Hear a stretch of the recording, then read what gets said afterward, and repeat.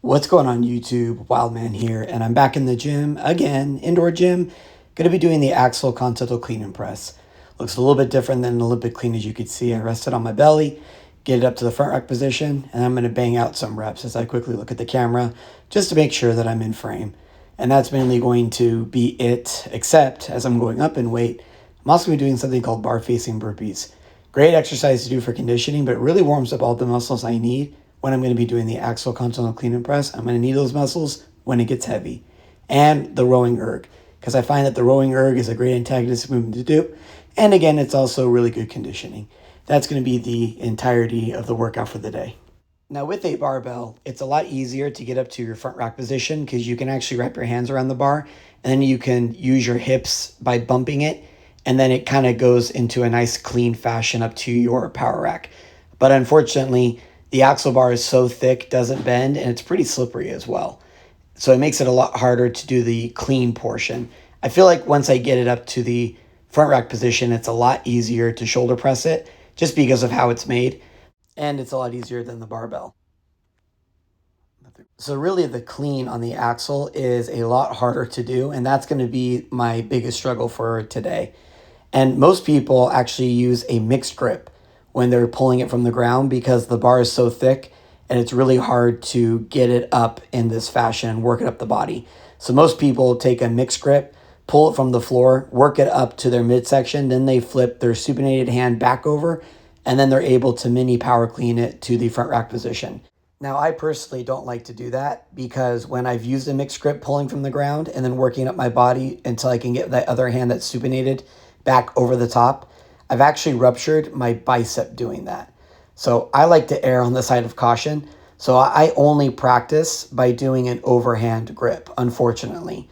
And that even makes the clean, the axle bars already very difficult to continental clean, but it makes it even harder to clean when you're just using an overhand grip the entire time. But I'd rather do that than go missing my biceps because I've actually ruptured both of them doing this kind of movements, and I find that mixing my grip is just not the best thing for me. So I have to train like this. And I also don't wear a belt. And I don't wear a belt because it actually pinches my skin between the bar and the belt once it's at my midsection. So I've kind of just learned, I'd rather just lift in comfort and not have to worry about things like that and lift for another day. And this was supposed to be my top set for the day because I did some heavy deadlifts, been focusing on that a whole lot more than anything else. So because that's been taking a priority, I actually was feeling pretty fatigued in my posterior chain to be doing something like this. And I haven't done the axle in a very long time since I've been so focused on the deadlift. But that was my top set and it went so well that I thought, I'll just throw on 30 pounds, which is a pretty significant jump to go from 210 to 240.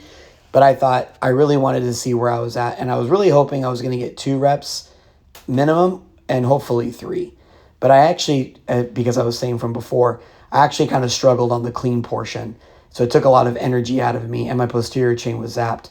So I got one rep up super strong. But when I tried to go for that second rep, I just didn't have that stability on the bottom to keep it up in the air. So I ended up having to put it away for now, but that was more than I was planning to do.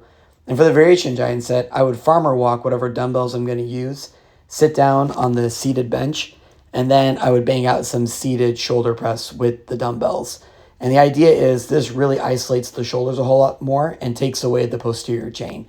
So I'm really just concentrating on my shoulders now, which is kind of better since I said my posterior chain was zapped from all the heavy deadlifts that I'm doing. On shoulder days, the variation set either includes the double dumbbell seated press or it's the military press with a barbell in the same position.